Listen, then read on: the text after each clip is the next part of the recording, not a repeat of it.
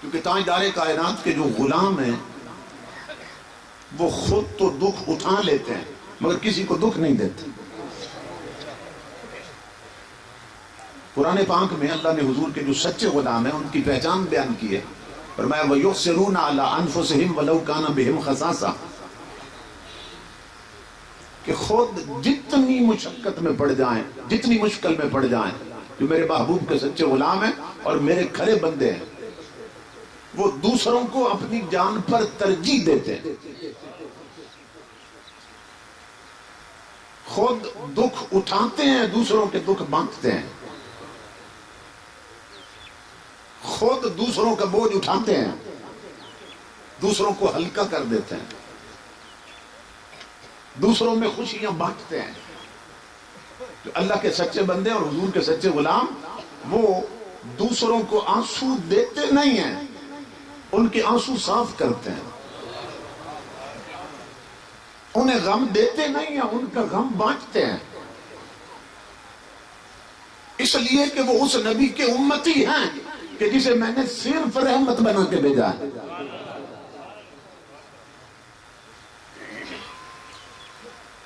جتنا کوئی تاجدار کائنات کا متبع ہو جاتا ہے، پیروکار ہو جاتا ہے، حضور کے پیچھے چلنے والا ہو جاتا ہے، اتنا ہی وہ پرامن ہو جاتا ہے، اتنا ہی وہ باغ و بہار ہو جاتا ہے. ہم نے یہ دیکھنا ہے کہ ہم حضور صلی اللہ علیہ وسلم کے پیچھے چل رہے ہیں یا ہم اپنی مرضی کے پیچھے چل رہے ہیں.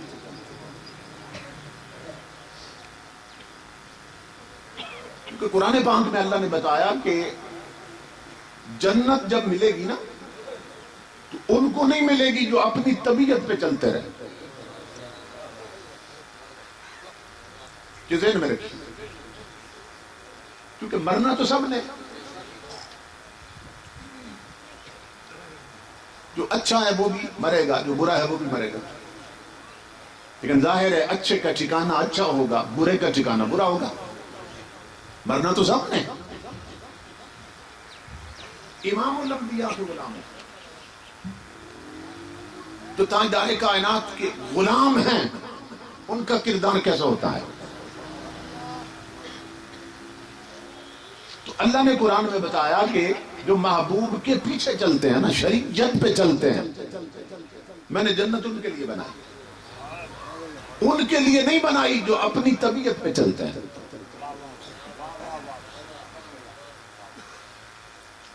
کہ من چاہے پہ چلے، رب رسول کے چاہے پہ نہ چلے. پر میں جنت ان کے لیے نہیں بنائی.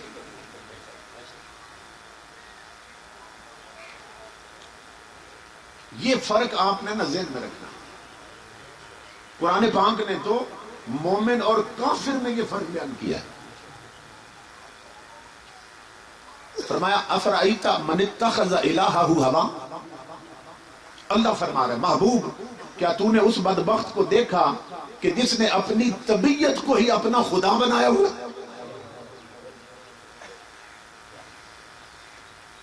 یعنی کرنا تو وہ چاہیے جو شریعت چاہتی ہے، مگر وہ کرتا ہے جو اس کی طبیعت چاہتی ہے.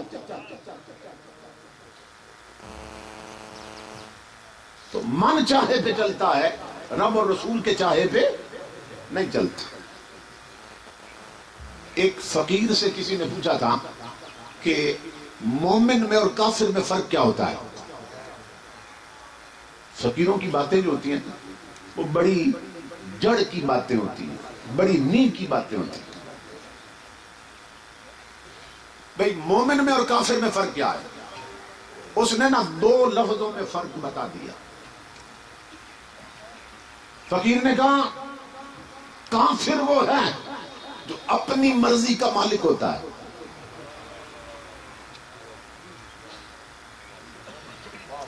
تو بات سمجھ آ رہی ہے؟ اب یہ تکڑی ہے، یہ ترازو ہے. ہم میں سے جتنے یہاں بیٹھے ہیں نا سب اس پہ اپنے آپ کو تولیں کہ میں اس تکڑی پہ ہوں یا اگلی تکڑی پہ ہوں. میں دونوں تکڑیاں دینے لگا. فقیر نے کہا کافر وہ ہے جو اپنی مرضی کا مالک ہوتا ہے، اپنی مرضی کا مالک ہوتا ہے. اور مومن وہ ہے جو پوری زندگی اس مالک کی مرضی پہ گزار دیتا ہے.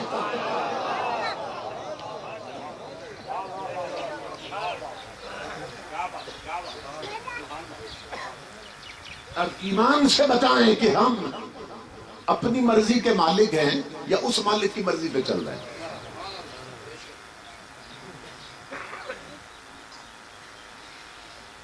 میرے ابا جی فرمایا کرتے تھے کہ گائے اور بھینس جانور ہے نا، اس کے پاس عقل نہیں ہے جتنی انسان کے پاس، مگر اس نے جانور ہو کے تجھے خالص دودھ دیا تھا.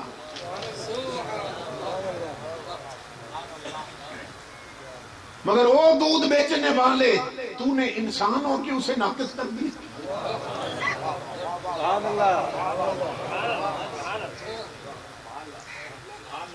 اس نے جانور ہو کے خالص دیا تھا. اور کیسا خالص دیا، قربان جائے اس پر جس نے اسے بنایا کہ اس طرف گوبر ہے جانور کے پیٹ میں، ادھر گندگی ہے گوبر ہے، اور اس طرف خون ہی خون ہے اور درمیان دودھ ہے. اللہ فرماتا ہے میرے بندے میرا احسان مت بھول، ادھر پیشاب ہے ادھر خون ہے درمیان میں دودھ ہے، تیری خاطر میں نے اسے ناقص نہیں ہونے دی کہ نہ تو میں نے گوبر کی پیشاب کی بو آنے دی نہ خون کا رنگ آنے دیا.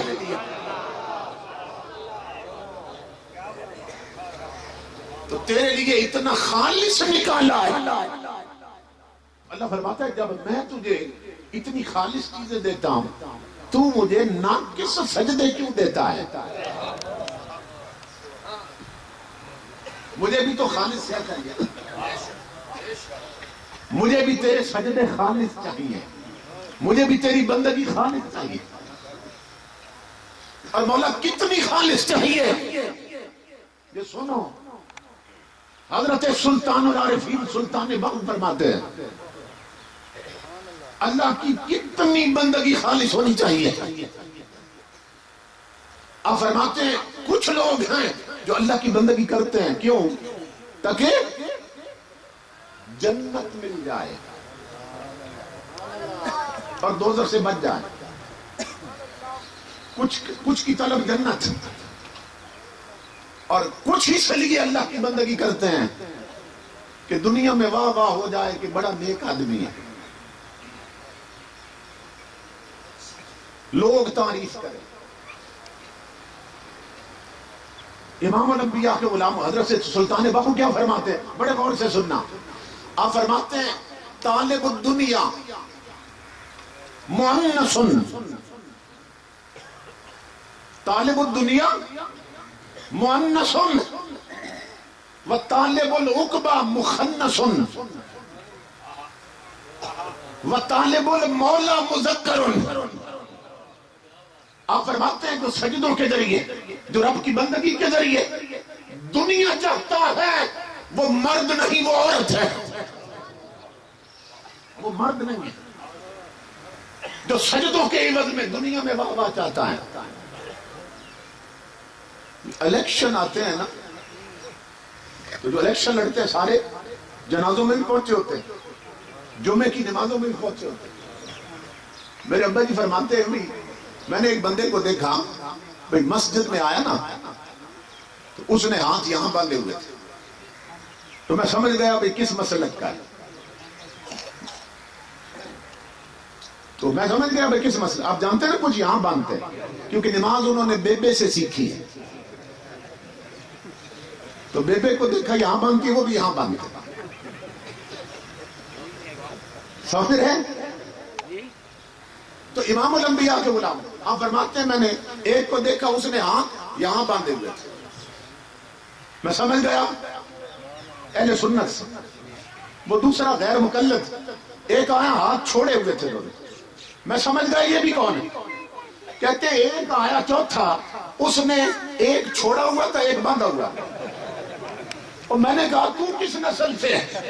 کہنے لگا میری نسل کوئی نہیں، میں الیکشن میں کھڑا ہوں، میں نے دونوں کو راضی کرنا ہے۔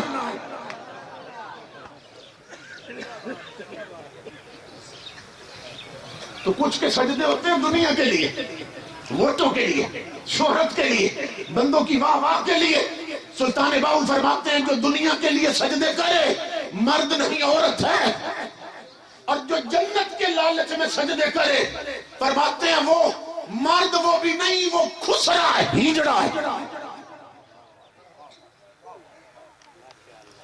سجدوں کے عوض وہ حوریں چاہتا ہے، سجدوں کے عوض وہ جنت چاہتا، وہ بھی لالچی ہے، وہ بھی مرد نہیں، وہ ہیجڑا ہے۔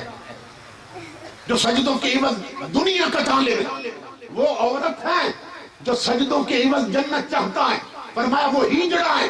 تو پوچھا مرد کون ہے؟ فرمایا طالب المولا مذکرن، جو صرف یار کی رضا چاہتا ہے وہ مرد ہے۔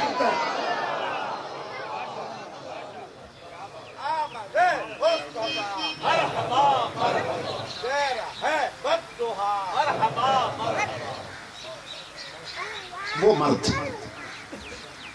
یہ حضرت نظام الدین دہلوی رحمت اللہ تعالیٰ علیہ آپ فرمایا کرتے تھے مجھے اللہ تیری محبت کی قسم ہے، میں اپنی دھوتی باندھتے تھے، میں اپنی دھوتی حوروں پہ بھی نہیں کھولوں گا، اس لیے کہ میں نے سجدے ان کی طلب میں نہیں کیے، میں نے تیرے عشق میں کیے ہیں۔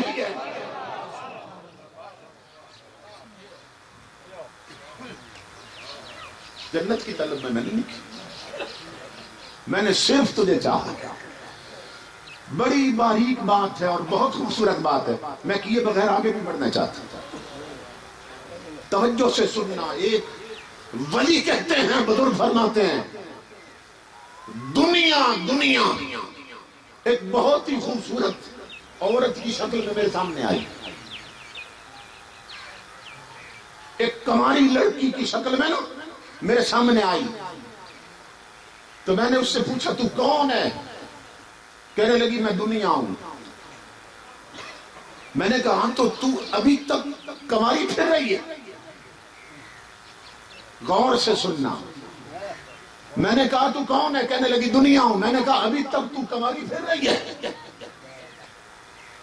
وہ اتنے مر مٹے تیری طلب میں، اتنے مر گئے تجھ پر، تو ابھی تک کماری پھر رہی ہے؟ سننا جو دنیا نے جواب دیا وہ رب کے ولی کہتے ہیں، مجھے دنیا کہنے لگی ہاں میں ابھی تک کماری پھر رہی ہوں۔ کیوں؟ اس لیے کہ جو مرد تھے وہ تو میری طرف آئے نہیں۔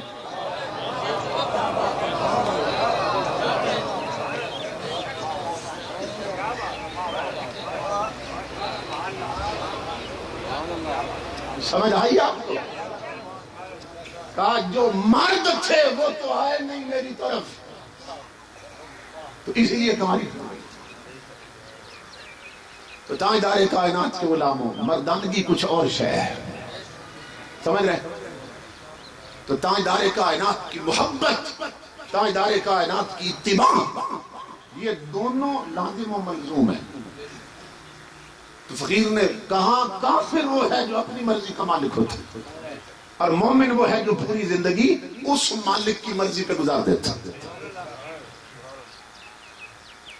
تو ہم جب تک طبیعت پہ چل رہے ہیں نا، اس وقت تک ہم فضیحت پہ چلتے رہیں گے، یعنی ذلت۔ اور جس دن امام الانبیاء کے غلاموں ہم اپنے نبی کی شریعت پہ چلیں گے، اللہ کی عزت کی قسم اس دن ہم چلیں گے تو زمین پر، مگر ہمارے تذکرے آسمانوں میں ہوں گے۔ فرشتے بھی انہیں سلامی دیتے ہیں جو زمین پر رہ کر تاجدار کائنات کی شریعت سے چلتے ہیں۔ یہ اپنی میں ختم کرنی پڑتی ہے۔ یہ حضرت بابا فرید نے غالباً فرمایا، فرماتے ہیں کہ یہ جو میں ہے نا، میں اس کو مارنا پڑے گا۔ اور آپ فرماتے ہیں کہ اس کو کیسے مار؟ کہتے ہیں اس میں نو مار کے مونج کر، اس مینو مار کے منج کر اور نکل کر کے کٹ. یعنی آپ جانتے ہیں کہ منج کرنے بھی اس سے بھی کافی باریک ہو جاتی ہے، لیکن خطرہ تھا کہ پھر کھڑی نہ ہو جائے، اس لیے کہتے ہیں کہ اس کو پھر نکل کر کے کٹ تاکہ پھر کھڑی نہ ہو سکے. یہ تیری میں مر جائے، اس مینو مار کے مونج کر اور نکیاں کر کے کٹ، پھر کیا ہوگا؟ فرمایا برے خزان نے رب دے وہ جویں چویں پہ لٹ.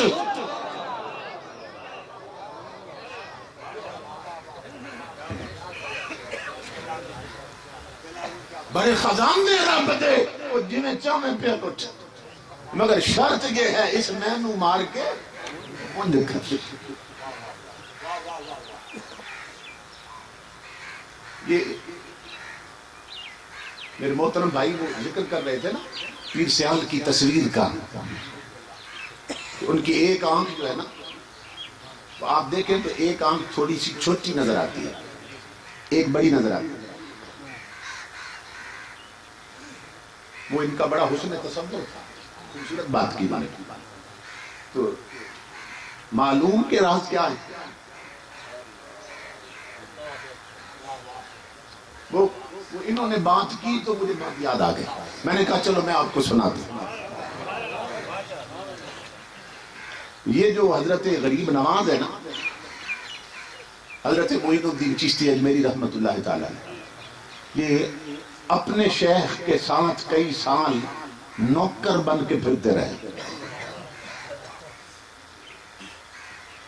یہ رنگ ویسے نہیں لگتے، وہ سب کچھ اپنا مٹا دینا ہوتا ہے. داتا صاحب لکھتے ہیں کہ ولی کون ہوتا ہے؟ فقیر جس کو کہتے ہیں. وہ کون ہے؟ داتا علی حجویری اپنی کتاب میں لکھتے ہیں. آپ فرماتے ہیں الصوفی الذی لا یوجد بعد عدمہ ولا یعدم بعد وجودہ. بڑی گہری بات ہے، غور کریں گے تو سمجھ آئے. آپ فرماتے ہیں ولی وہ بنتا ہے کہ جو اپنے آپ کو مٹا دیتا ہے، یعنی میں مار دیتا، اور جو کچھ وہ مار دیتا ہے نا وہ پھر کبھی بنتا نہیں. یہ ایک حصہ ہے. فقیر کون؟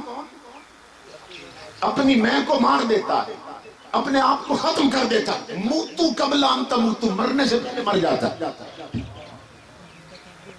جس طرح زندہ کے ہاتھ میں میت ہوتی ہے نا، غسل دینے والے کے ہاتھ میں میت ہوتی ہے، اسی طرح مرید جب پیر کے ہاتھوں میں چلا جاتا ہے. آپ جانتے ہیں میت خود کروٹ بدلتی ہے، پاسے خود بدلتی ہے. جو غسل دے رہا ہے وہ جدھر چاہے اسے بدل دے. تو کہا فقیر وہ ہے جو اپنے پیر کے ہاتھوں میں اور پاؤں میں اس طرح پڑا ہو کہ جس طرح غسل دینے والے کے ہاتھ میں میت ہوتی ہے، جدھر چاہے الٹ پلٹ. آپ فرماتے ہیں جو اپنے آپ کو مٹا دے اور ایسا مٹائے کہ جو شے مٹائی تھی وہ پھر نہ بنے. یہ ایک حصہ ہے. اور اللہ رب العزت فرماتا ہے پھر تیرا کام تھا اپنی میں کو مٹا دینا، اب کیا خیال ہے تو پھر مٹے رہے گا؟ فرمایا نہیں، پھر میں اجر بھی تو دیتا ہوں. تو نے مٹایا اپنے آپ کو، اس مٹنے پر پھر میں نے کچھ بنایا تجھے. جو مٹ گئے انہیں پھر میں بناتا ہوں. اللہ فرماتا. تو داتا صاحب لکھتے ہیں فقیر وہ ہے اور ولی وہ ہے کہ جو مٹا دیتا ہے نا جو کچھ وہ خود، وہ کبھی بنتا نہیں ہے، اور جو رب اسے بنا دیتا ہے وہ کبھی مٹتا نہیں ہے.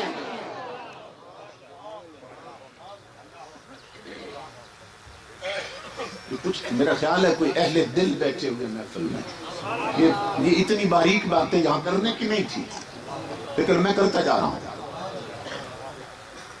امام الانبیاء کے غلاموں، تو یہ حضرت غریب نواز نوکر بن کر اپنے شیخ کے ساتھ ساتھ رہتے تھے. اور آپ حیران ہو گئے کہ ان کے جو شیخ تھے وہ گرم دودھ پسند کرتے تھے، بس یہی ان کی خوراک تھی. گرم دودھ کا گھونٹ بھر لیتے جب ضرورت محسوس کر. انہوں نے ایک بہت بڑی پگڑی نہیں پگڑ باندھا ہوا تھا حضرت غریب نواز نے، اور اس کے اندر انہوں نے انگیٹھی رکھی ہوئی تھی. اس انگیٹھی میں کوئلے رہتے تھے.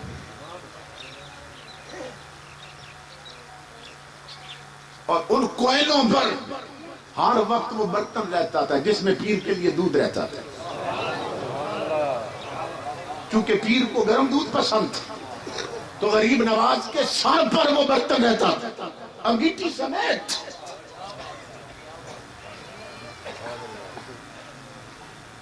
اس طرح دیوانہ وار شیخ کے ساتھ پھرتے تھے. یہ بھی سید ہے حضرت غریب نواز، یہ بھی سید ہے. یوں پھرتے تھے امام الانبیاء کے غلاموں. پھر سدا پھرتے تو نہیں ہے نا، پھر ایک وقت ہوتا ہے جب کچھ دینا ہوتا ہے، پھر سبب بن جاتا ہے. جنگل میں جا رہے تھے، کہیں ٹھہرے تو پیر نے کہا معین گرم دودھ لاؤ. سر سے پگڑی اتاری، انگیٹھی کو دیکھا تو آگ بجھ چکی تھی اور دودھ ٹھنڈا ہو گیا. اب جنگل میں کہاں سے آگ ملے، اب کہاں سے آئے؟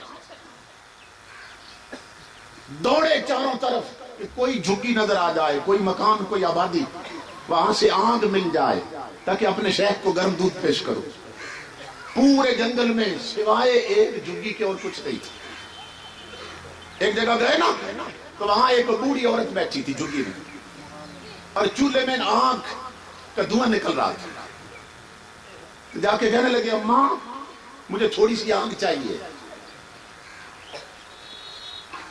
تاجدار کائنات کے غلاموں، بوڑھی ہنس پڑی. کہاں کس کے لیے چاہیے، کس کے لیے چاہیے؟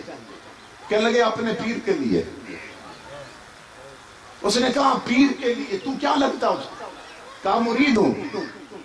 کہا تو پیر کے لیے مرید آگ لینا چاہتا ہے تو آگ یوں نہیں ملے گی. اس آگ کی تجھے کچھ قیمت دینی پڑے.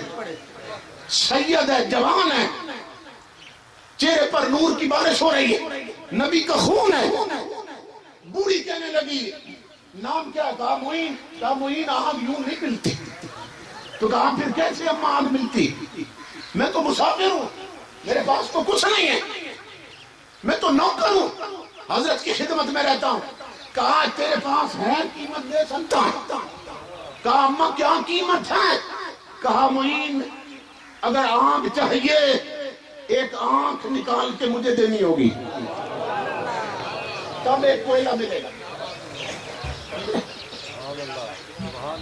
ہو سکتا ہے زندگی میں پہلی بار سن رہے ہیں. معین نے سوچا بھی نہیں ہے، سوچا بھی نہیں. کہا اماں چھری دو. اس نے چھری دی، ماری، آنکھ نکال دی، نکال کے اس کے ہاتھ میں رکھی. فرمایا اب کوئلہ دے دو. یہاں پٹی باندھ لی، آنکھ اس کے پاس ہے. معین پٹی باندھ کے کوئلہ لایا، آنکھ پر دودھ گرم کیا. جب پیالہ پیش کیا نا اپنے پیر کو، پیر نے پیالہ نہیں دیکھا، معین دیکھا. کہا میرے بیٹا یہ آنکھ پہ کیا ہوگا، پٹی کیوں باندھ رکھی؟ کہا حضور آپ دودھ پئیں، آپ دودھ پئیں، بعد میں بتاتا ہوں. فرمایا نہیں، دودھ بعد میں پیوں گا، پہلے بتانا ہوگا آنکھ کو کیا ہوا. عرض کی حضور بس کوئی تنکا پڑ گیا، تکلیف سی ہو گئی، بعد میں بتاتا ہوں، آپ دودھ تو پئیں. پیر نے پیالہ رکھ دیا. کہا معین دودھ نہیں پیوں گا جب تک بتاؤ گے نہیں آنکھ میں کیا ہوا. پھر بتانا پڑا. عرض کی حضور وہ اس شرط پہ کوئلہ دے رہی تھی کہ آنکھ دو تو کوئلہ دیتے ہیں. آپ نے فرمایا پھر کیا کیا؟ حضور میں آنکھ دے آیا. امام الانبیاء کے غلاموں، مرید کے اس کردار پر پیر وجد میں آ گیا. اٹھ کھڑے ہوئے، فرمایا معین آؤ میرے سینے لگو. اللہ کی عزت کی قسم معین الدین کہتے جب پیر نے سینے سے لگا کے چھوڑا نا، کھڑا میں زمین پہ تھا، نظر عرش الہی سے باہر جا رہی تھی.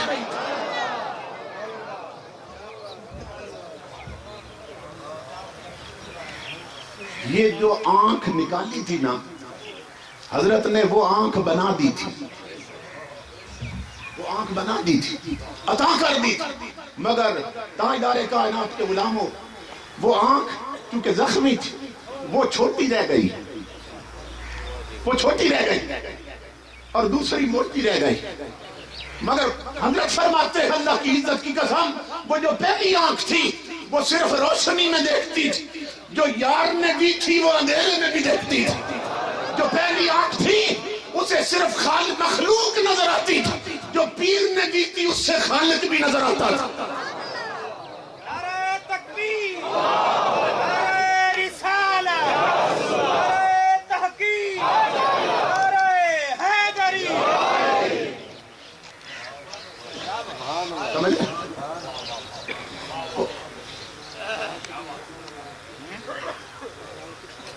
اس مینو مار کے مند کر نکیا کر کے پٹ۔ تو حضرت غریب نواز کی چونکہ ایک آنکھ تھوڑی چھوٹی رہ گئی اور ایک بڑی تھی، تو ان کے سلسلے کے جتنے کامل پیر ہوتے ہیں نا وہ اپنے پیر کے ادب میں ایک آنکھ کو تھوڑا بند رکھتے ہیں تاکہ چھوٹی نظر آئے۔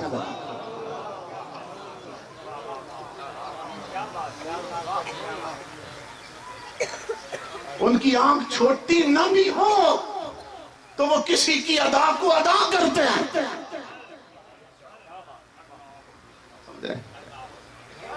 تو اپنی میں ختم کرنی ہوتی، میں مٹ جائے سب کچھ مٹ جاتا۔ اور آگے بڑھے، یہ عشق کے سلسلے یوں چلتے ہیں۔ پھر حضرت پیر سیان لجبان شمس العارفین کی بارگاہ میں اسی طرح پیر سیدنا میر علی شاہ رہتے تھے، وہ بھی پھر نوکری کرتے تھے، چاکری کرتے تھے۔ یہ یاد رکھو کہ اگر کچھ لینا ہو نا تو پھر اپنا سب کچھ دینا پڑتا ہے، ایسے نہیں ملتا۔ حضرت نصیر الدین چراغ دہلوی جو تھے ان کے دربار میں 10-12 سال سے مرید پڑے ہوئے تھے۔ انہوں نے دیکھا کہ ایک دن ایک مرید آیا، آپ نے اسے سینے لگایا، دوسرے دن خلافت بھی دے دی، سر پہ پگڑی باندھ کے فارغ بھی کر دی۔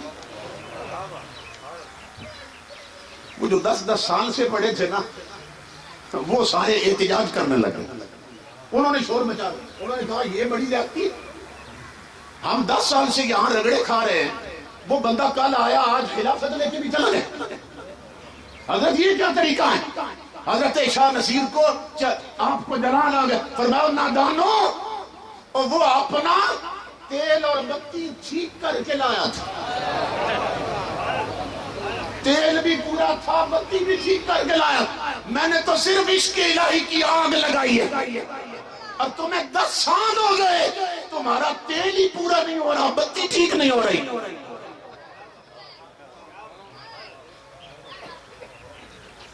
تو لاکھوں مرید ہوتے ہیں، توسا شریف میں بھی، سیال شریف میں بھی، گورڑا شریف میں بھی، اجمیر شریف میں بھی، مگر امام الانبیاء کے غلاموں لاکھوں صرف مرید ہوتے ہیں، لیکن ان میں سے جو اپنا دل نکال کر پیر کے قدموں میں رکھ دے وہ مرید نہیں رہتا، پیر کی مراد بن جاتا ہے،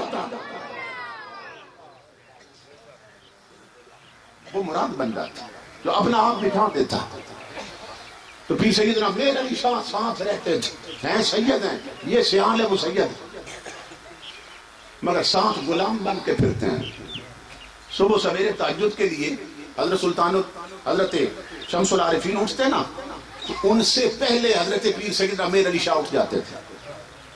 آپ جانتے ہیں جوانی کی نیند ظالم ہوتی ہے، مگر نوجوان ہونے کے باوجود پیر سے پہلے اٹھتے ہیں تہجد کے لیے، اور کام کیا ہے کہ لوٹا بھر کے پانی کا رکھتے، پیر کی جوتیاں اگر ٹیڑھی پڑی ہوں تو سیدھی کر دیتے، اور پاؤں چوم کر جگاتے ہیں، حضرت اٹھیے اللہ سے ملنے کا وقت آ گیا۔ حضرت پیر سیال پھر باہر کھیتوں میں جایا کرتے تھے رفع حاجت کے لیے، تو پیر میرے علی شاہ صاحب نہ لوٹا پکڑ کے غلام بن کے ساتھ ساتھ چلتے تھے۔ ایک دن ایسا ہوا، اب دیکھو نا، وہ جب دینا چاہے تو پھر سبب پیدا کرتا ہے. کیسے کہ پیر صاحب دن کو گئے کھیتوں کی طرف جدھر رات کو جایا کرتے, تو دیکھا کہ راستے میں ایک نالی تھی, اس کے اوپر نا ایک پھٹا پڑا ہوا تھا, پلی بنی ہوئی تھی, اس سے گزر کے جایا کرتے تھے پیر سیال. تو حضرت پیر سیدنا امیر علی شاہ نے دیکھا کہ وہ پھٹا ٹوٹا ہوا ہے, وہ پلی کسی وجہ سے ٹوٹ گئی. سوچنے لگ گئے کہ رات کو میرے پیر نے یہاں سے گزرنا ہے اور پلی ٹوٹی ہوئی ہے, اب کیا کروں؟ آگے پیچھے تلاش کیا, کوئی ایسی چیز نہیں ملی. امام الانبیاء کے غلاموں پریشان ہو کے آ کے حضرت کے قدموں میں لیٹ گئے. وقت ہوا نا جب اٹھنے کا, تو آج تھوڑا اور پہلے اٹھ گئے, لوٹا بھی بھر کے رکھ دیا, جوتے بھی سیدھے کر دیے, اور خود پیر صاحب غائب ہو گئے. جب پیر سیال اٹھے نا, دیکھا آواز دی میر علی, آواز نہیں آئی, جواب نہیں آیا, تو سمجھے کہیں یا سو رہا ہے یا کہیں نکل گیا. تو خود لوٹا پکڑا اور جوتے پہنے اور چلے کھیتوں کی طرف. جب اس پولی پر پہنچے, تاجدار کائنات کے غلاموں, جانتے ہو میرے علی شاہ نے کیا کیا؟ پھٹا نہیں تھا, اپنی پشت ہی پھٹا بنا رکھی تھی.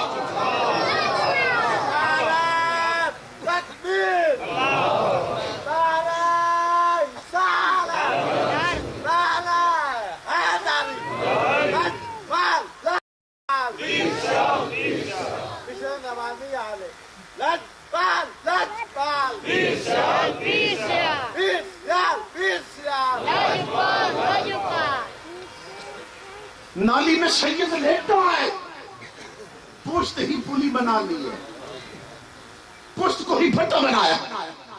جب پیر سیال نے پاؤں رکھا نا, تو سید کی پشت اور پھٹے میں بڑا فرق ہوتا ہے. وہ تھوڑا سا دبانا, جب نیچے پاؤں رکھا پھر اٹھا لیا, آواز دی, وہ کون ہے؟ وہ نہیں بولے. چاہتے تھے ایک بار یار پاؤں دھر کے گزر تو جائے, نہیں بولے. وہ میں ختم کر دی تھی. کہتے کیسے کہتے میں ہوں, میں ہی تو مار رہے تھے. پھر پاؤں رکھا, آواز دی, وہ کون ہے؟ پھر نہیں بولے. پھر پاؤں رکھا, فرمایا میں آگے نہیں بڑھوں گا جب تک بتاؤ گے نہیں کون ہو. پھر روتی ہوئی آواز آئی, میر علیاں, حضور میر علیاں.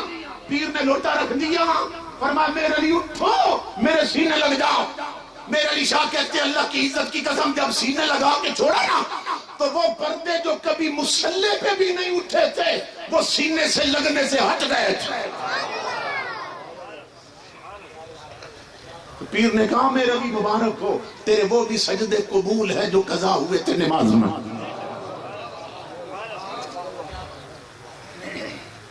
تو ہماری تو میں نہیں مرتی نا, میں یہ ہوں, میں یہ ہوں. تو یہ میں مر جائے تاجدار کائنات کے غلاموں, پھر شریعت آتی ہے. جس کی طبیعت مر جائے, میں مر جائے, وہ پھر تاجدار کائنات کی شریعت پہ چلتا ہے. اور جب شریعت پہ چلتا ہے تو اللہ کی عزت کی قسم, پھر تاجدار کائنات خود اس کا ہاتھ پکڑ لیتے, پھر اللہ کی رحمتیں اس کے شامل ہاتھ ہو جاتی ہیں. پھر قدم قدم پر اللہ کی رحمتیں اور برکتیں اس کے ساتھ چلتی ہیں. تو ہماری زندگیاں گزرتی جا رہی ہیں, بڑھاپا آ گیا, بال سفید ہو گئے, مگر ایمان سے بتائیں ابھی تک طبیعت پہ ہی چلتے ہیں, شریعت پہ نہیں چل سکے. اپنی خدا کے لیے اس محنت کو ختم کرتے ہیں. جب تک یہ نہ ماری جائے اس وقت تک محبوب نہیں ملتا, اس وقت تک یار کے قدموں تک رسائی نہیں ہوتی. اس مینو مار کے مونج کر اور نکیاں کر کے کچھ, اور برے خزان نے رب دے پھر جنہیں جامے پہ لٹ. اس میں سب کچھ دینا پڑتا. ایک بزرگ فرماتے ہیں یار کا کچھ کچھ پانے کے لیے بھی اپنا سب کچھ دینا پڑتا ہے. سب کچھ نہیں, یار کا کچھ کچھ پانے کے لیے بھی اپنا سب کچھ دینا پڑتا ہے. توسا شریف میں عرس ہو رہا تھا, عرس ہو رہا تھا, دنیا جا رہی تھی دربار کی طرف. تو ایک مجذوب فقیر بیٹھا تھا, لیٹا ہوا تھا مٹی میں. تو وہ کئی گھنٹے ہو گئے تھے چیخ رہا تھا, اور چیخ کے پتہ کیا کہتا ہے؟ عید ہو سی کڈاں. لوگ اسے پاگل سمجھ کے جا رہے تھے، یہ ایک ہی جملہ ہے، بار بار کہتا جا رہا ہے عید ہو سی کڈاں.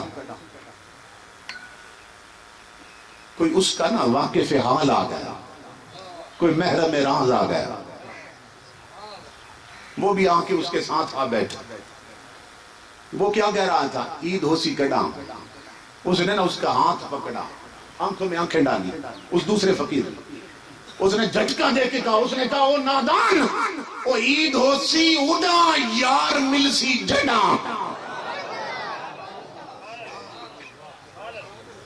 وہ لگا کے آگ چلے گئے، جو لگی ہوئی ہے بجھی نہیں. اب کانٹا بدل دیا تھا اس نے. وہ پہلے کیا چیخ رہا تھا؟ عید ہو سی کڈا. اس نے کہا عید ہو سی اڑا یار مل سی جڑا. اب کانٹا بدل گیا، اب چیخنے لگ گیا وہی فقیر، او یار مل سی کڈا، او یار مل سی کڈا، او یار مل سی کڈا. اب یہ نعرہ لگانے لگ گئے. کئی گھنٹے سے یہی بول رہا. کچھ وقت گزرا، اس سے بھی اوپر کے درجے کا ایک فقیر آ گیا. وہ پھر اس کے سامنے بیٹھا، آنکھوں میں آنکھیں ڈالی، بازو پکڑا، جھٹکا دیا، کہا نادان یار مل سی اڑا میں مرسی جڑا. یار مل سی اڑا میں مرسی جڑا. آج اگر صرف یہ سیکھ لینا اس جلسے کا سبب کہ یار مل سی اڑا میں مرسی جڑا، پھر میں دیکھتا ہوں آپ کی اثر قضا کیسے ہوتی ہے، پھر مغرب قضا کیسے ہوتی ہے، پھر عشاء قضا کیسے ہوتی ہے. یہ میں ہے جو ہمیں مروا رہی. تو تاجدار کائنات کے غلاموں، ہماری میجارٹی اور اکثریت طبیعت پہ چل رہی ہے. اور مدینے اس دن پہنچیں گے باطنی طور پر جس دم ہم اپنے نبی کی شریعت پہ چلنا شروع کریں گے. شریعت ہمارے لیے سب سے اہم، سب سے اہم ہے. کیوں؟ اس لیے کہ ہم اس وقت تک مسلمان ہی نہیں بن سکتے جب تک حضور کی شریعت پہ چلے. تو جسے صرف جنازے میں دیکھا ہے، 5 وقت کی نمازوں میں مسجد میں کبھی نہیں دیکھا، وہ تو فرض کفایہ ہے، یہ فرض عین چھوڑے بیٹھا ہے. تو 5 وقت کی نمازوں میں اسے کبھی نہیں دیکھا، ہر جنازے میں دیکھتے ہیں. کہتا ہے اللہ کا حکم ہے اس لیے پڑھنا. جھوٹ بول رہا. یہ اللہ کے حکم کا حیا نہیں کر رہا، یہ برادری پال رہا ہے کہ میرے مرے تھے تو یہ پڑھنے آئے تھے، اب ان کا مرا ہے تو میں بھی پڑھنے آؤں. یہ عدلے کا بدلہ دے رہا ہے. جس کو باجی کہتے ہیں نا، باجی بنا رکھی. ہم کتنے نادان ہیں کہ ہم بندوں کا تعلق پکا کرتے رہے، رب رسول کا تعلق کچا کرتے رہے. کیوں؟ اس لیے کہ ہماری اکثریت طبیعت پہ چلتی ہے، اپنے نبی کی شریعت پہ نہیں چلتی. اگر شریعت کا حیا ہو تو پھر 5 وقت کی بھی پڑھے. اسی طرح کتنے لوگ ہیں جو کوئی رشوت لیتا ہے، کوئی ملاوٹ والا مال بیچتا ہے، کسی نے بھائیوں کی زمینیں دبا رکھی، کوئی سود لیتا ہے. یہ ساری چیزیں حرام ہیں. امام الانبیاء کے غلاموں، کوئی شراب پیتا ہے، یہ ساری چیزیں حرام ہیں کہ نہیں ہیں؟ تو جو مشہور ہونا اس حرام کاری میں، آپ خنزیر کا گوشت لے جائیں بھون کر، اسے کہیں کہ دیسی گھی میں پکایا اسے کھاؤ، وہ آپ کے گلے پڑ جائے گا. اسے بتاؤ یہ خنزیر کا گوشت ایسے کھاؤ، وہ کہے گا تو نے مجھے کافر سمجھا، تو یہ کیا بکواس کر رہا ہے، میں خنزیر کا گوشت کھاؤں گا. پوچھو بھائی کیوں نہیں کھاتے آخر خنزیر کا گوشت؟ کہے گا یہ حرام ہے. یہی جواب دے گا نا، بھائی اتنی نفرت کیوں ہے؟ یہ حرام ہے. تو اس سے پوچھو رشوت حلال ہے، شراب حلال ہے، جو چرس پیتا ہے یہ حلال ہے، جو بھائیوں کے حق دبا رکھے ہیں یہ حلال ہے، جو دودھ میں پانی ملاتا ہے یہ حلال ہے، جو ملاوٹ والا مال بیچتا ہے یہ حلال ہے، جو ترازو میں تولتے ہوئے ڈنڈی مارتا ہے یہ حلال ہے. اگر تجھے رب کے حرام کا حیا ہوتا تو ہر حرام چھوڑتا. اور 10 حرام کھاتا ہے، ایک خنزیر نہیں کھاتا، اس کا مطلب یہ کہ بدبخت تو طبیعت پہ چل رہا ہے، نبی کی شریعت پہ نہیں چل رہا ہے۔ خنزیر کا گوشت کیوں نہیں کھاتا؟ کیونکہ طبیعت نفرت کرتی۔ طبیعت کی نفرت کیوں ہے؟ کہ بچپن سے سنتا آ رہا ہے کہ یہ گندا جانور ہے، اپنی گندگی کھاتا ہے، پیشاب کھاتا ہے، گندا جانور ہے، تو سن کے نا گندا ہے تو طبیعت کو نفرت ہو جاتی ہے نا گندی شے سے، تو اس کو تبھی نفرت ہے خنزیر کے ساتھ۔ شرعی نفرت ہوتی تو ہر حرام سے ہو جاتی۔ تو بتائیے ہم کس راستے پہ چل رہے ہیں؟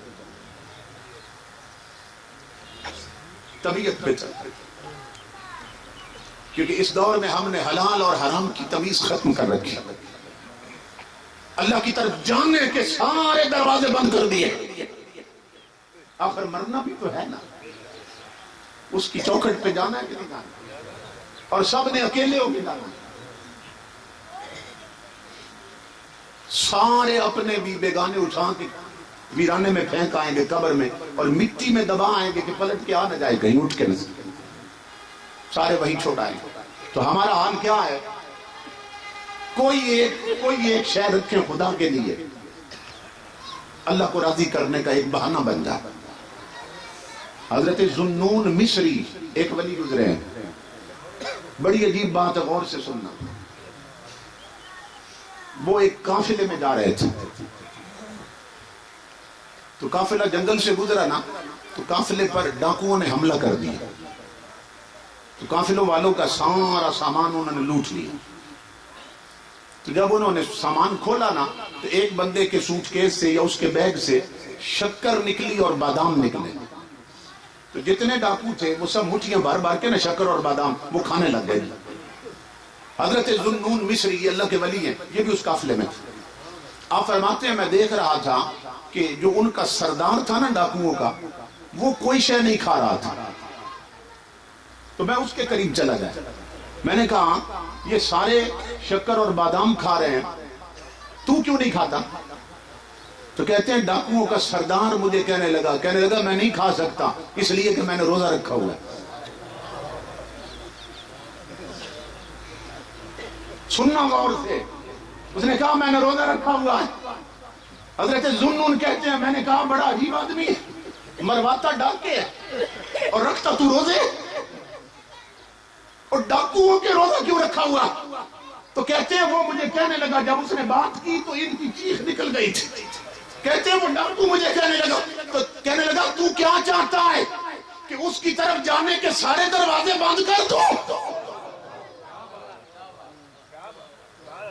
کہا میں نے یار کی طرف جانے کا ایک دروازہ بچایا ہوا ہے کہ جب میں پلٹ کے جاؤں نا اس کی بارگاہ میں تو میرا رب مجھے قبول کر لے۔ تو ہم ایسے بد نصیب ہیں کہ ہم نے نماز کے دروازے بھی بند کر دیے، تلاوت قرآن کے بھی بند کر دی، روزے رکھنے کے بھی بند کر دی، حلال کمانے اور کھانے کے بھی بند کر دی، مخلوق خدا سے محبت کرنے کے بھی بند کر دی۔ اور کوئی ایک دروازہ تو بچاؤ کہ جس دروازے سے جاؤ تو یار بڑھ کے گلے لگا لے۔ کوئی ایک دروازہ ضرور رکھو، کم از کم وضو میں رہا کرو، کم از کم گلیوں میں چلتے ہوئے بھی اور اڈوں پہ بیٹھے ہوئے بھی اپنے نبی پہ درود پڑھتے رہا کرو، کم از کم کلمے کا ورد کرتے رہا کرو۔ کوئی تو دروازہ رکھو جو یار کی طرف کھلتا ہو، کیونکہ ایک دن مر کے جانا تو ضرور ہے۔ تو میرے اللہ ان بھائیوں کو سلامت رکھے کہ جنہوں نے یہ اتنا محنت کر کے پروگرام بنایا اور ہمیں بٹھایا۔ کسی ایک بندے کا بھی کانٹا بدل جائے تو ان کی پوری محنت ٹھکانے لگ جائے۔ اگر حضور کا کوئی ایک امتی جنت پہنچ جائے تو بتاؤ اس سے بڑی فائدے کی چیز کیا ہے؟ حضرت بلے شاہ فرمایا کرتے تھے، بلیا فقیری دا کی پونا، ادھر پٹنا ادھر لونا، صرف کانٹے ہی بدلنا ہے۔ جو رخ دنیا کی طرف ہے، جھوٹ اور حرام کی طرف، وہ رخ کر لو مدینے والے کے قدموں کی طرف، حضور کی شریعت کی طرف۔ پھر دیکھو کس طرح زندگی کو رنگ لگتے ہیں۔ حضور کی غلامی سے دنیا بھی سنورتی ہے، قبر بھی سنورتی ہے اور آخرت بھی سنور جاتی ہے۔ نعرہ تکبیر، نعرہ تکبیر، نعرہ رسالت۔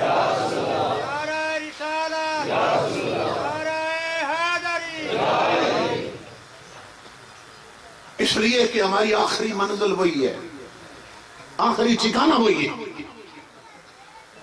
قبرستانوں میں دیکھو، غوث اعظم فرمایا کرتے تھے کہ قبرستان میں جا کے دیکھ ٹوٹی ہوئی قبروں کی طرف کہ کیسے کیسے حسینوں کی مٹی برباد ہو گئی، کیسے کیسے طاقتور لوگ تھے جنہیں مٹی کھا گئی۔ کہاں تیرا اصل ٹھکانہ وہ ہے، اپنے اس مرکز کو مت بھول۔ تو سب نے وہاں جانا ہے۔ یہ جو ہمارے ہاں گجرات ہے نا، اسی طرح انڈیا میں بھی گجرات ہے۔ تو وہ گجرات کا بھی ایک سٹیٹ ہوتی تھی، چھوٹی سی سلطنت تھی، اس وقت چھوٹی چھوٹی بادشاہتیں ہوتی تھی، اب تو بڑے بڑے ملک ہو گئے۔ تو اس کا حکمران تھا ملک مظفر، ہماری برادری کا تھا، ہماری برادری ملک برادری کا۔ اس نے کہیں دورے پہ جانا تھا، اپنی حکومت کے نا کسی صوبے میں دورے پہ جانا تھا، اور وہاں وہ ہر سال جاتا تھا، ٹھہرتا تھا۔ تو پہلے نا اس کے نوکر چاکر، پولیس اس کی جو تھی، وہ چلے گئے وہاں تاکہ وہاں اس کے ٹھہرنے کے لیے نا اعلیٰ قسم کے بنگلے میں انتظام کریں اور استقبال کی تیاریاں۔ انہوں نے کیا کیا کہ وہاں جنگل میں ایک غریب عورت رہتی تھی، اس کی ایک قیمتی گائے تھی، گائے، اور اس کی ایک چھوٹی سی بچی تھی یتیم۔ تو وہ سپاہیوں نے گائے پکڑ لی اور اس کو ذبح کر کے نا کباب بنا کے کھا گئے۔ وہ بیچاری چیختی رہی غریب عورت کہ اسی پہ ہمارا گزارا ہے، اسی سے بھوک مٹتی ہے، اسی سے پیاس مٹتی ہے، تم مہربانی کرو یہ ظلم نہ کرو۔ مگر جنہیں حرام کی لت پڑی ہو کب بچتے ہیں؟ کسی نے ایک نہیں سنی، وہ ذبح کر کے کھا گئے۔ وہ بوڑھی عورت بہت پریشان ہے کہ اب میں کیسے زندگی گزاروں گی، چھوٹی سی بچی ہے، ایک ہی سرمایہ تھا گائے کا، وہ یہ بھون کے کھا گئے۔ کسی نے اسے کہا کہ ملک مظفر جب آتا ہے نا تو صبح سویرے وہ سیر کے لیے نکلتا ہے، تو فلاں دریا کا جو پل ہے اس سے گزر کے پھر آگے جاتا ہے، تو تو اس پل پہ کھڑی ہو جا۔ کسی فقیر نے اسے کہا اس پل پہ چلی جا اور اپنی دکھی بھری کہانی اگر تو نے اس کو سنا دی نا بادشاہ کو، بڑا نیک دل آدمی ہے، تیرا کام بن جائے۔ اب دیکھنا یہ ہے کہ تو اپنی بات اس تک پہنچا سکتی ہے کہ نہیں پہنچا سکتی، تیرا یہ نقصان ہو جائے گا۔ بس یہ آخری بات ہے تو یہ رکھے تاکہ میں سناؤں دوستوں۔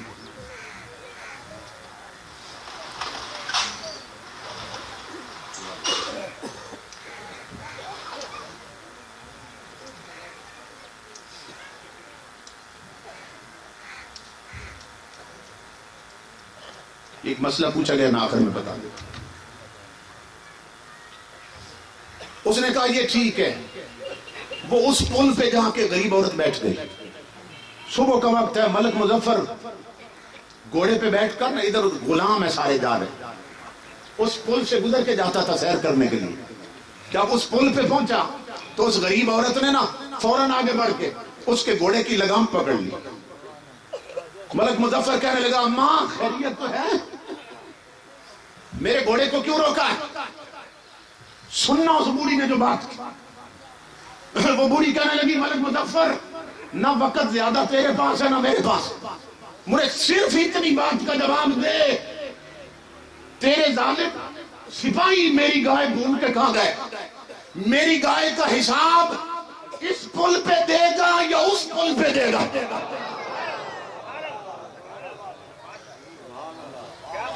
صرف اتنی بات بتا دے، میں اور کچھ نہیں پوچھنا چاہتا۔ تاریخ میں ہے جب بوڑھی نے بات کی نا اس پل پہ دے گا یا اس پل پہ، ملک مظفر کی چیخ نکل گئی تھی اور گھوڑے سے گر گیا تھا اور معافی مانگ کے کہہ رہا تھا اماں خدا کے لیے اس پل کی باتیں نہ چھیڑ، میں اسی پل پہ دیتا ہوں۔ کہ اماں میں اپنے ریوڑ میں سے اس ایک گائے کے بدلے میں تجھے 70 اعلیٰ نسل کی گائے دیتا ہوں، تو میری خطرہ معاف کر دی۔ تو میرے آقا کے غلاموں جن کی نظر میں وہ پل ہے جس کو پل صراط کہتے ہیں، وہ پل پل اسے یاد رکھتے، اس پل کو پل پل یاد رکھو گے تو شریعت پہ چلو گے، کبھی طبیعت پہ نہیں چل سکتے۔ تو ہم نے اپنی اگر آخرت اور عاقبت سنوارنی ہے تو ہمیں اپنا مزاج بدلنا ہوگا، اپنا کردار بدلنا ہوگا، اپنی زندگی کے رنگ ڈھنگ بدلنے ہوں گے۔ ہمیں نمازوں کے وقت دارے اڈے آباد نہیں کرنے، خدا کی مسجدیں آباد کرنی ہوگی. ہمیں پیشانیوں میں سجدوں کا نور بھرنا ہوگا، ہمیں گھروں میں تلاوت قرآن کا عادی بننا ہوگا، اور ہمیں چلتے پھرتے بھی اپنے نبی پہ درود پڑھنے کی عادت ڈالنی ہوگی. تب جا کر آخرت سمرے گی اور قبر سمرے گی. اللہ میرے ان بھائیوں کو سلامت رکھے، بالخصوص ملک مظہر عباس آوان صاحب. میں دیکھ کر حیران ہو گیا، بالکل نوجوان سے اللہ رب العزت نے انہیں یہ توفیق دی اور یہ ہمت دی. انہوں نے انتہائی خوبصورت بزم کو سجایا. ہم صاحب حاضر ہوئے اور مل بیٹھ کر ہم نے اللہ اور اس کے محبوب کا پیغام سنا لیا. اللہ سب کو عمل کی توفیق عطا فرمائے. چھوٹا سا مسئلہ کہ ہم اگر کسی کو پیسے دیتے ہیں، سوال یہ، اور وہ کاروبار کرتا ہے، تو کیا اس کے منافع کے حقدار ہیں، جس کو منافع کہتے ہیں؟ اگر اس کے ساتھ پرافٹ منافع طے نہ کیا جائے تو پھر جائز ہے. اگر طے کرو گے تو پھر وہ سود ہو جائے گا، پھر حرام ہے. ہاں اگر بندہ دیانتدار ہے، اور کرنا بھی اس کے ساتھ چاہیے کاروبار کے جو دیانتدار آدمی نظر آئے. اگر وہ دیانتدار ہے اور جو پرافٹ ملتا ہے اسے وہ آدھا آدھا تقسیم کر لیتا ہے، لیکن طے نہ کیا جائے کہ نہیں اتنے ہی پیسے دے گا ہر مہینے کو، وہ طے کرنے سے پھر حرام ہو جاتا ہے. اگر طے نہ کیا جائے پھر پرافٹ منافع جائز. اچھا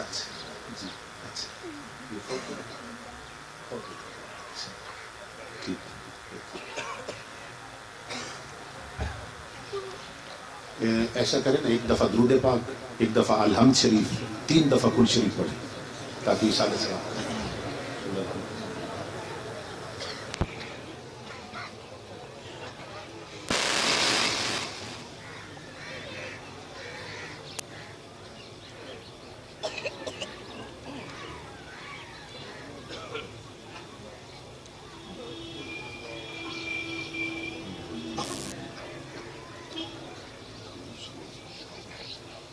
کلام پاک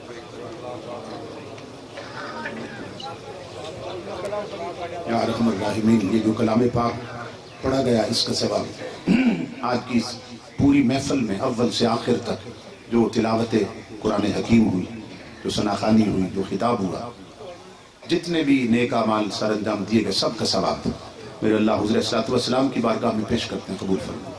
وہ حاضر نیاز ہے، اس کا ثواب پیش کرتے ہیں، قبول فرما. حضور کے توسل سے جملہ انبیاء مرسلین علیہ السلام کی ارواح کو پیش کرتے ہیں، قبول فرما. حضور صلی اللہ علیہ وسلم کے والدین کریمین، آپ کی تمام ازواج پاک، بنات پاک، ابنائے پاک، تمام اولاد پاک کی ارواح کو پیش کرتے ہیں، قبول فرما. تمام صحابہ کرام، صحابیات، حضور کی امت کے تمام اولیاء کی ارواح کو پیش کرتے ہیں، قبول فرما. ان پاک انبیاء مرسلین اولیاء کے تصدق میں محترم احمد علی صاحب اور میرے محترم بھائی مظہر عباس صاحب کے خاندان میں سے جتنے بھی گزر چکے ہیں، مردوں، عورتوں، بچوں، بچیوں سے، سب کی ارواح کو پیش کرتے ہیں، قبول فرما. سب کے درجات بلند فرما. حاضرین مجلس کے خاندانوں سے جو گزرے ہیں، سب کی روحوں کو پیش کرتے ہیں، قبول فرما. سب کی قبروں کو بکہ نور بنا، فردوس اعلیٰ کے باغات میں تبدیل فرما. کل حضور کی شفاعت کبریٰ نصیب فرما. میرے اللہ جوار رحمت میں مقامات علیٰ عطا فرما. انہیں کروٹ کروٹ اپنی رضائیں رحمت اور برکت عطا فرما. ان بھائیوں کی اس کاوش کو قبول فرما. انہیں قدم قدم پہ اجر عظیم عطا فرما. کاروبار میں، رزق میں، عزت میں، صحت میں، عمر میں غیر فانی برکت نصیب فرما. دو جہان کی عزتیں اور راحتیں نصیب فرما. میرے اللہ نیک مرادیں پوری فرما. جو بے اولاد ہیں اولاد نرینہ عطا فرما. تعلیم میں ہیں انہیں کامیاب فرما. کاروبار میں ہے برکت اور ترقی عطا فرما. رزق حلال کمانے کھانے کی توفیق عطا فرما. معاشرہ کی تمام خرابیاں دور فرما. ہماری ماں بہنوں بیٹیوں کو شرم و حیا عطا فرما. ہمیں 5 وقت کا پکا نمازی بنا. میرے اللہ ہر وقت پاک رہنے کی توفیق عطا فرما. موت، قبر، قیامت اور جہنم کے ہر عذاب سے محفوظ فرما. ایمان کامل پہ موت عطا فرما. میرے اللہ سب کو لمبی عمر بالخیر عطا فرما اور دو جہان کی راحتیں اور سعادتیں مقدر فرما. میں اپنے عزیز بھائی یہ کوٹ عیسیٰ شاہ سے آئے ہیں آپ کے اس پروگرام کے لیے. ایک نوجوان ہے خاور صاحب، وہ اکثر پروگراموں میں پہنچ جاتے ہیں. اللہ رب العزت انہیں قدم قدم پہ اجر عظیم عطا فرما. دو جہان کی عزت اور برکت نصیب فرما. جو دور سے قریب سے آئے سب کا آنا قبول فرما اور سب کی جھولیاں اپنی رحمت سے بھرپور فرما. صلی اللہ علیہ وسلم محمد وآلہ وسلم.